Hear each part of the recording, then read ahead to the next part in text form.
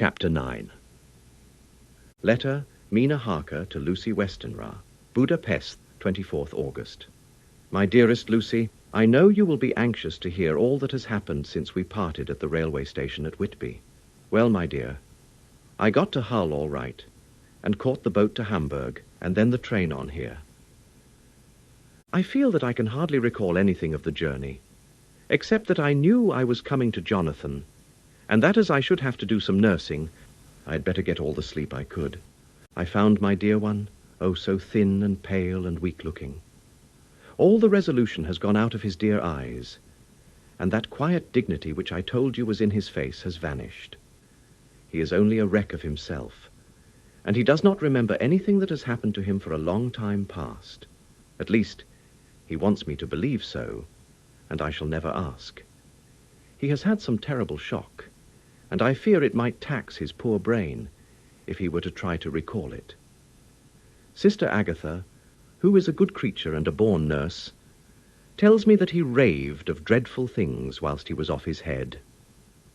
I wanted her to tell me what they were, but she would only cross herself and say she would never tell, that the ravings of the sick were the secrets of God, and that if a nurse through her vocation should hear them, she should respect her trust.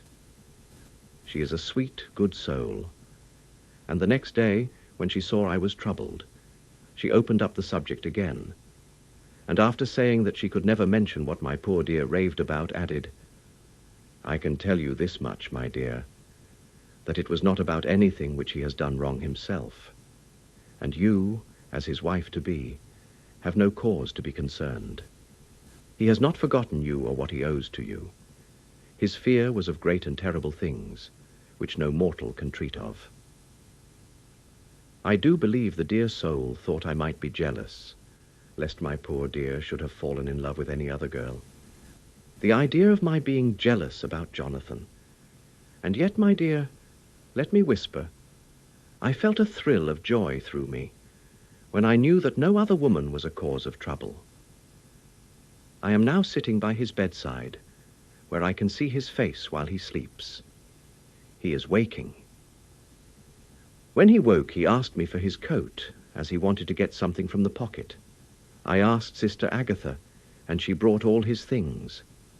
I saw that amongst them was his notebook, and was going to ask him to let me look at it, for I knew then that I might find some clue to his trouble. But I suppose he must have seen my wish in my eyes, for he sent me over to the window, saying he wanted to be quite alone for a moment. Then he called me back, and when I came he had his hand over the notebook, and he said to me very solemnly, "Wilhelmina." I knew then that he was in deadly earnest, for he has never called me by that name since he asked me to marry him. You know, dear, my ideas of the trust between husband and wife. There should be no secret, no concealment. I have had a great shock, and when I try to think of what it is, I feel my head spin round, and I do not know if it was all real or the dreaming of a madman. You know I have had brain fever, and that is to be mad. The secret is here, and I do not want to know it. I want to take up my life here, with our marriage. For, my dear, we had decided to be married as soon as the formalities are complete. Are you willing, Wilhelmina, to share my ignorance? Here is the book. Take it and keep it. Read it if you will, but never let me know. Unless indeed some solemn duty should come upon me to go back to the bitter hours, asleep or awake, sane or mad, recorded here. He fell back exhausted, and I put the book under his pillow and kissed him. I have asked Sister Agatha to beg the Superior to let our wedding be this afternoon, and am waiting her reply. She has come and told me that the chaplain of the English mission church has been sent for. We are to be married in an hour, or as soon after as Jonathan awakes. Lucy, the time has come and gone. I feel very solemn, but very, very happy. Jonathan woke a little after the hour, and all was ready, and he sat up in bed, propped up with pillows. He answered his "I will" firmly and strongly. I could hardly speak. My heart was so full that even those words seemed to choke me. The dear sisters were so kind. Please God, I shall never, never forget them, nor the grave and sweet responsibilities I have taken upon me. I must tell you of my wedding present. When the chaplain and the sisters had left me alone with my husband. Oh, Lucy, it is the first time I have written the words "my husband." Left me alone with my husband. I took the book from under his pillow and wrapped it up in white paper and tied it with a little bit of pale blue ribbon which was round my neck and sealed it over the knot with sealing wax. And for my seal, I used my wedding ring. Then I kissed it and showed it to my husband and told him that I would keep it so, and then it would be an outward and visible sign for us all our lives that we trusted each other, that I would never open it unless it were for his own dear sake or for the sake of some stern duty. Then he took my hand in his, and oh, Lucy, it was the first time he took his wife's hand, and said that it was the dearest thing in all the wide world, and that he would go through all the past again to win it, if need be. The poor dear meant to have said a part of the past, but he cannot think of time yet, and I shall not wonder if at first he mixes up not only the month, but the year. Oh, Lucy, it is the first time I have written the words, "my husband." Well, my dear, what could I say? I could only tell him that I was the happiest woman in all the wide world, and that I had nothing to give him except myself, my life, and my trust, and that with these went my love and duty for all the days of my life. And, my dear, when he kissed me and drew me to him with his poor weak hands, it was like a very solemn pledge between us. Lucy, dear, do you know why I tell you all this? It is not only because it is all sweet to me, but because you have been and are very dear to me. It was my privilege to be your friend and guide when you came from the schoolroom to prepare for the world of life. I want you to see now, and with the eyes of a very happy wife, whither duty has led me, so that in your own married life you too may be all happy as I am. My dear, please, Almighty God, your life may be all it promises, a long day of sunshine, with no harsh wind, no forgetting duty, no distrust. I must not wish you no pain, for that can never be, but I do hope you will be always as happy as I am now. Goodbye, my dear. I shall post this at once, and perhaps write you very soon again. I must stop, for Jonathan is waking. I must attend to my husband. Your ever-loving Mina Harker. Letter, Lucy Westenra to Mina Harker. Whitby, 30th of August. My dearest Mina, oceans of love and millions of kisses, and may you soon be in your own home with your husband. I wish you could be coming home soon enough to stay with us here. The strong air would soon restore Jonathan. It has quite restored me. I have an appetite like a cormorant, am full of life, and sleep well. You will be glad to know that I have quite given up walking in my sleep. I think I have not stirred out of my bed for a week. That is when I once got into it at night. Arthur says I'm getting fat. By the way, I forgot to tell you that Arthur is here. We have such walks and drives and rides and rowing and tennis and fishing together, and I love him more than ever. He tells me that he loves me more, but I doubt that, for at first he told me that he couldn't love me more than he did then. But this is nonsense. There he is, calling to me. So no more just at present from your loving Lucy. P.S. Mother sends her love. She seems better, poor dear. P.P.S. We are to be married on 28th of September. Dr. Seward's diary. 20th August. The case of Renfield grows even more interesting. He has now so far quieted that there are spells of cessation from his passion. For the first week after his attack, he was perpetually violent. Then one night, just as the moon rose, he grew quiet and kept murmuring to himself, "Now I can wait. Now I can wait." The attendant came to tell me, so I ran down at once to have a look at him. He was still in the strait waistcoat and in the padded room, but the suffused look had gone from his face, and his eyes had something of their old pleading. I might almost say cringing, softness. I was satisfied with his present condition, and directed him to be relieved. The attendants hesitated, but finally carried out my wishes without protest. It was a strange thing that the patient had humor enough to see their distrust. "For coming close to me," he said in a whisper, all the while looking furtively at them. "They think I could hurt you. Fancy me hurting you!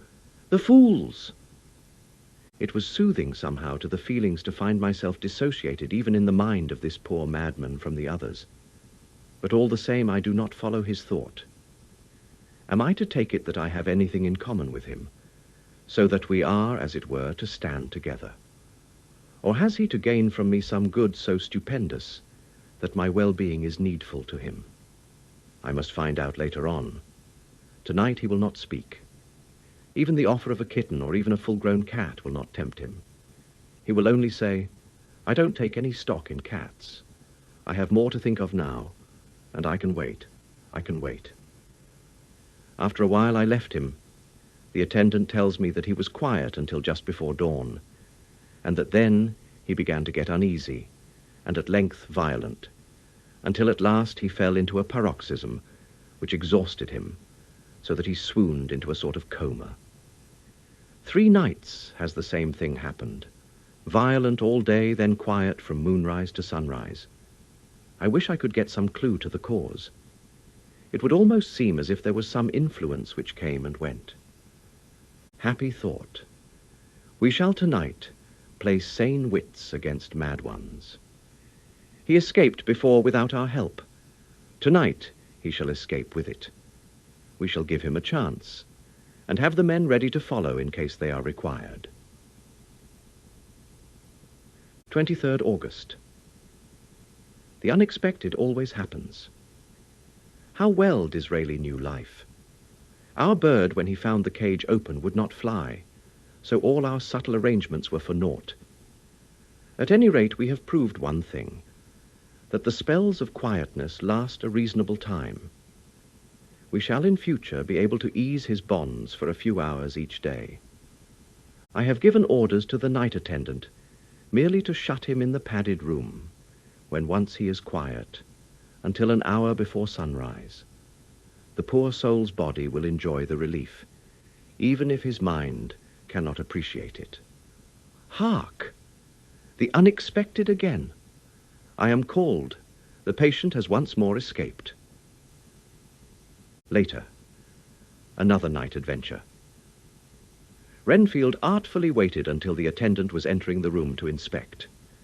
Then he dashed out past him and flew down the passage. I sent word for the attendants to follow. Again he went into the grounds of the deserted house, and we found him in the same place, pressed against the old chapel door. When he saw me, he became furious, and had not the attendants seized him in time, he would have tried to kill me. As we were holding him, a strange thing happened. He suddenly redoubled his efforts, and then as suddenly grew calm. I looked round instinctively, but could see nothing. Then I caught the patient's eye and followed it, but could trace nothing as it looked into the moonlit sky, except a big bat, which was flapping its silent and ghostly way to the west. Bats usually wheel and flit about, but this one seemed to go straight on, as if it knew where it was bound for or had some intention of its own. The patient grew calmer every instant, and presently said, "You needn't tie me. I shall go quietly." Without trouble we came back to the house. I feel there is something ominous in his calm, and shall not forget this night. Lucy Westenra's diary. Hillingham, 24th August. I must imitate Mina and keep writing things down. Then we can have long talks when we do meet. I wonder when it will be. I wish she were with me again, for I feel so unhappy. Last night I seemed to be dreaming again, just as I was at Whitby. Perhaps it is the change of air, or getting home again. It is all dark and horrid to me, for I can remember nothing. but I am full of vague fear, and I feel so weak and worn out. When Arthur came to lunch, he looked quite grieved when he saw me, and I hadn't the spirit to try to be cheerful. I wonder if I could sleep in Mother's room tonight. I shall make an excuse and try. 25th August. Another bad night. Mother did not seem to take to my proposal. She seems not too well herself, and doubtless she fears to worry me. I tried to keep awake and succeeded for a while, but when the clock struck 12, it waked me from a doze, so I must have been falling asleep. There was a sort of scratching or flapping at the window, but I did not mind it, and as I remember no more, I suppose I must then have fallen asleep. More bad dreams. I wish I could remember them. This morning I am horribly weak. My face is ghastly pale and my throat pains me. It must be something wrong with my lungs, for I don't seem ever to get air enough. I shall try to cheer up when Arthur comes, or else I know he will be miserable to see me so. Letter, Arthur Holmwood to Dr. Seward. Albemarle Hotel, 31st August. My dear Jack, I want you to do me a favour. Lucy is ill. That is, she has no special disease, but she looks awful and is getting worse every day. I have asked her if there is any cause.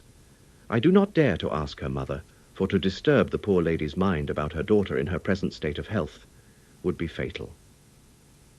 Mrs. Westenra has confided to me that her doom is spoken, disease of the heart, though poor Lucy does not know it yet. I am sure that there is something preying on my dear girl's mind. I am almost distracted when I think of her. To look at her gives me a pang. I told her I should ask you to see her, and though she demurred at first, I know why, old fellow, she finally consented. It will be a painful task for you, I know, old friend, but it is for her sake, and I must not hesitate to ask, or you to act. You are to come to lunch at Hillingham tomorrow, 2 o'clock, so as not to arouse any suspicion in Mrs. Westenra, and after lunch Lucy will take an opportunity of being alone with you. I shall come in for tea, and we can go away together. I am filled with anxiety, and want to consult with you alone as soon as I can after you have seen her. Do not fail. Arthur. Telegram, Arthur Holmwood to Seward. 1st September. Am summoned to see my father, who is worse. Am writing. Write me fully by tonight's post to Ring. Wire me if necessary. Letter from Dr. Seward to Arthur Holmwood. 2nd September. My dear old fellow, with regard to Miss Westenra's health, I hasten to let you know at once that in my opinion there is not any functional disturbance or any malady that I know of. At the same time, I am not by any means satisfied with her appearance. She is woefully different from what she was when I saw her last. Of course, you must bear in mind that I did not have full opportunity of examination such as I should wish. Our very friendship makes a little difficulty, which not even medical science or custom can bridge over. I had better tell you exactly what happened, leaving you to draw, in a measure, your own conclusions. I shall then say what I have done and propose doing. I found Miss Westenra in seemingly gay spirits. Her mother was present, and in a few seconds I made up my mind that she was trying all she knew to mislead her mother and prevent her from being anxious. I have no doubt she guesses, if she does not know, what need of caution there is. We lunched alone, and as we all exerted ourselves to be cheerful, we got, as some kind of reward for our labours, some real cheerfulness amongst us. Then Mrs. Westenra went to lie down, and Lucy was left with me. We went into her boudoir. Until we got there, her gaiety remained, for the servants were coming and going. As soon as the door was closed, however, the mask fell from her face, and she sank down into a chair with a great sigh, and hid her eyes with her hand. When I saw that her high spirits had failed, I at once took advantage of her reaction to make a diagnosis. She said to me very sweetly, "I cannot tell you how I loathe talking about myself." I reminded her that a doctor's confidence was sacred, but that you were grievously anxious about her. She caught on to my meaning at once, and settled that matter in a word. "Tell Arthur everything you choose. I do not care for myself, but all for him, so I am quite free." I could easily see that she is somewhat bloodless, but I could not see the usual anemic signs, and by a chance I was actually able to test the quality of her blood, for in opening a window which was stiff, a cord gave way, and she cut her hand slightly with broken glass. It was a slight matter in itself, but it gave me an evident chance, and I secured a few drops of the blood and have analyzed them. The qualitative analysis gives a quite normal condition, and shows, I should infer, in itself a vigorous state of health. In other physical matters I was quite satisfied that there is no need for anxiety, but as there must be a cause somewhere, I have come to the conclusion that it must be something mental. She complains of difficulty in breathing satisfactorily at times, and of heavy, lethargic sleep, with dreams that frighten her, but regarding which she can remember nothing. She says that as a child she used to walk in her sleep, and that when in Whitby the habit came back, and that once she walked out in the night and went to East Cliff, where Miss Murray found her. But she assures me that of late the habit has not returned. I am in doubt, and so have done the best thing I know of. I have written to my old friend and master, Professor Van Helsing of Amsterdam, who knows as much about obscure diseases as anyone in the world. I have asked him to come over, and as you told me that all things were to be at your charge, I have mentioned to him who you are and your relations to Miss Westenra. This, my dear fellow, is in obedience to your wishes, for I am only too proud and happy to do anything I can for her. Van Helsing would, I know, do anything for me for a personal reason. So, no matter on what ground he comes, we must accept his wishes. He is a seemingly arbitrary man, but this is because he knows what he is talking about better than anyone else. He is a philosopher and a metaphysician, and one of the most advanced scientists of his day, and he has, I believe, an absolutely open mind.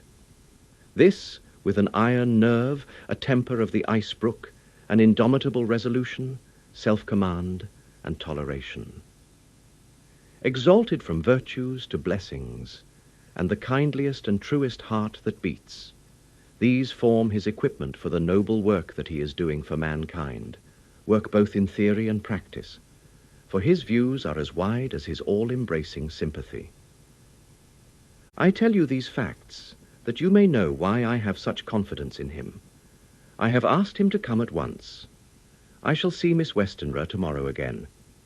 She is to meet me at the stores, so that I may not alarm her mother by too early a repetition of my call. Yours, always, John Seward. Letter, Abraham Van Helsing, M.D., D.Ph.D., Lit., etc., etc., to Dr. Seward. 2nd September. My good friend, when I have received your letter, I am already coming to you. By good fortune, I can leave just at once, without wrong to any of those who have trusted me. Were fortune other, then it were bad for those who have trusted.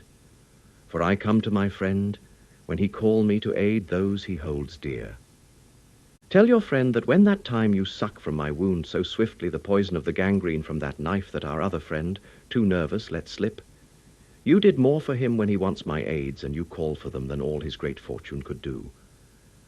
But it is pleasure added to do for him, your friend. It is to you that I come. Have then rooms for me at the Great Eastern Hotel, so that I may be near to hand. And please it, so arrange that we may see the young lady not too late on tomorrow, for it is likely that I may have to return here that night. But if need be, I shall come again in 3 days, and stay longer if it must. Till then, goodbye, my friend John. Van Helsing. Letter, Dr. Seward, to Honra Arthur Holmwood. 3rd September. My dear Art, Van Helsing has come and gone. He came on with me to Hillingham, and found that by Lucy's discretion her mother was lunching out, so that we were alone with her. Van Helsing made a very careful examination of the patient. He is to report to me, and I shall advise you, for of course I was not present all the time. He is, I fear, much concerned, but says he must think. When I told him of our friendship and how you trust to me in the matter, he said, "You must tell him all you think. Tell him what I think, if you can guess it, if you will." Nay, I am not jesting. This is no jest, but life and death, perhaps more. I asked what he meant by that, for he was very serious. This was when we had come back to town, and he was having a cup of tea before starting on his return to Amsterdam. He would not give me any further clue. You must not be angry with me, Art, because his very reticence means that all his brains are working for her good. He will speak plainly enough when the time comes, be sure. So I told him I would simply write an account of our visit, just as if I were doing a descriptive special article for the Daily Telegraph. He seemed not to notice, but remarked that the smuts in London were not quite so bad as they used to be when he was a student here. I am to get his report tomorrow, if he can possibly make it. In any case, I am to have a letter. Well, as to the visit, Lucy was more cheerful than on the day I first saw her, and certainly looked better. She had lost something of the ghastly look that so upset you, and her breathing was normal. She was very sweet to the professor, as she always is, and tried to make him feel at ease, though I could see that the poor girl was making a hard struggle for it.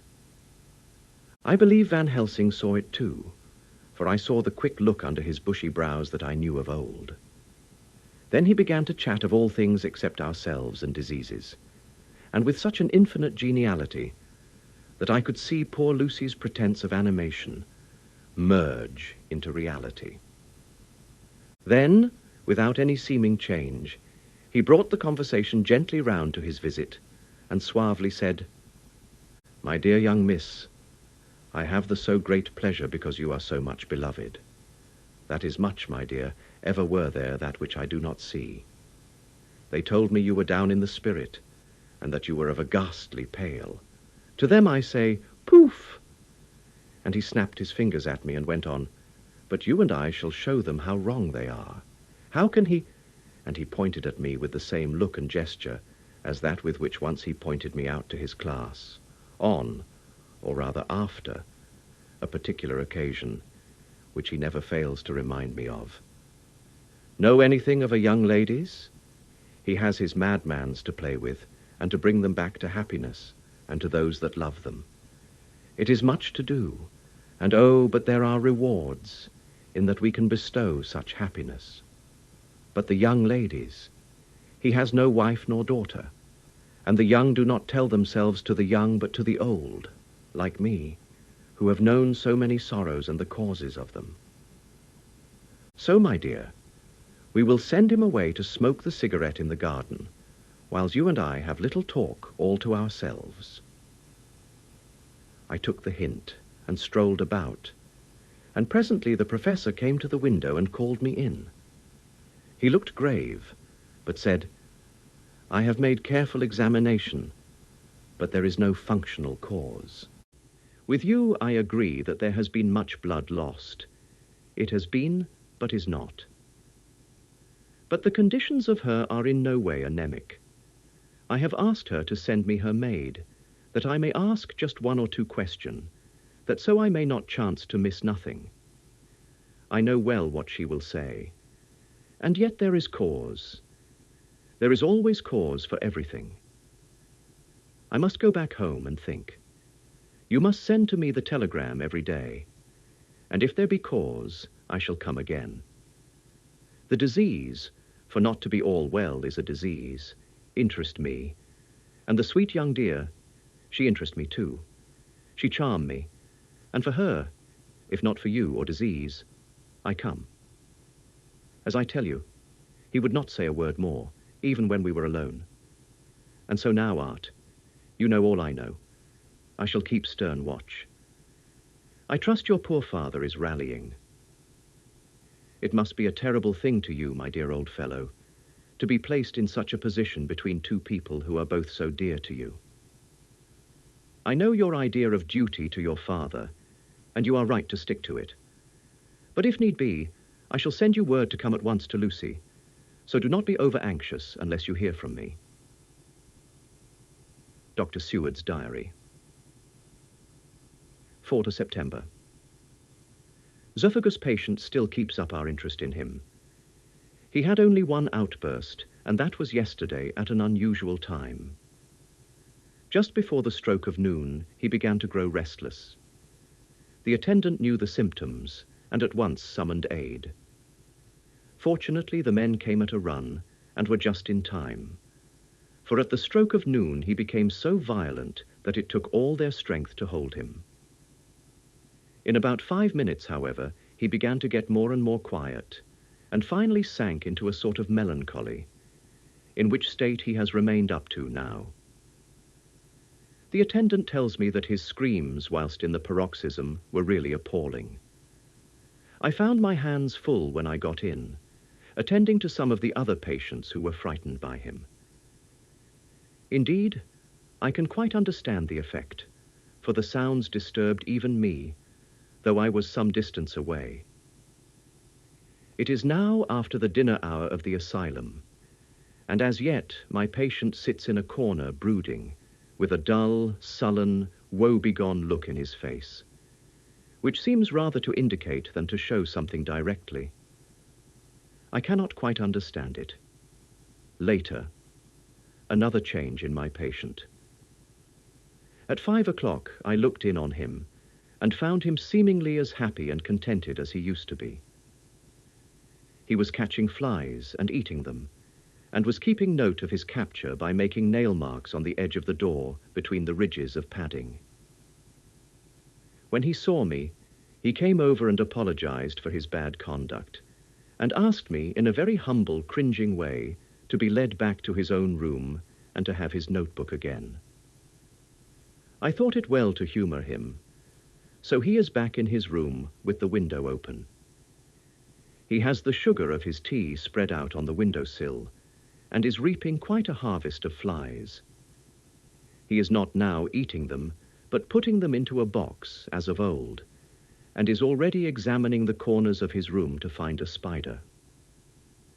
I tried to get him to talk about the past few days, for any clue to his thoughts would be of immense help to me, but he would not rise. For a moment or two he looked very sad, and said in a sort of far-away voice, as though saying it rather to himself than to me, "All over? All over? He has deserted me.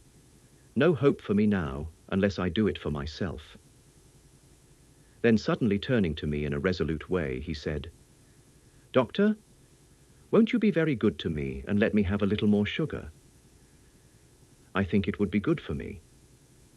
"And the flies?" I said. "Yes, the flies like it too, and I like the flies, therefore I like it." And there are people who know so little as to think that madmen do not argue. I procured him a double supply, and left him as happy a man as, I suppose, any in the world. I wish I could fathom his mind. Midnight. Another change in him. I had been to see Miss Westenra, whom I found much better, and had just returned, and was standing at our own gate looking at the sunset, when once more I heard him yelling. As his room is on this side of the house, I could hear it better than in the morning. It was a shock to me to turn from the wonderful smoky beauty of a sunset over London, with its lurid lights and inky shadows, and all the marvellous tints that come on foul clouds even as on foul water, and to realize all the grim sternness of my own cold stone building, with its wealth of breathing misery, and my own desolate heart to endure it all. I reached him just as the sun was going down, and from his window saw the red disk sink. As it sank, he became less and less frenzied, and just as it dipped, he slid from the hands that held him, an inert mass on the floor. It is wonderful, however, what intellectual recuperative power lunatics have. For within a few minutes, he stood up quite calmly and looked around him. I signaled to the attendants not to hold him, for I was anxious to see what he would do. He went straight over to the window and brushed out the crumbs of sugar. Then he took his fly box and emptied it outside and threw away the box. Then he shut the window and, crossing over, sat down on his bed. All this surprised me, so I asked him, "Are you not going to keep flies any more?" "No," said he. "I am sick of all that rubbish." He certainly is a wonderfully interesting study. I wish I could get some glimpse of his mind or of the cause of his sudden passion. Stop. There may be a clue after all, if we can find why today his paroxysms came on at high noon and at sunset. Can it be that there is a malign influence of the sun at periods which affects certain natures, as at times the moon does others? We shall see. Telegram, Seward, London, to Van Helsing, Amsterdam. 4 September. Patient still better today. Telegram, Seward, London, to Van Helsing, Amsterdam. 5 September. Patient greatly improved. Good appetite, sleeps naturally, good spirits, colour coming back. Telegram, Seward, London, to Van Helsing, Amsterdam. 6 September. Terrible change for the worse. Come at once. Do not lose an hour. I hold over telegram to Holmwood till have seen you.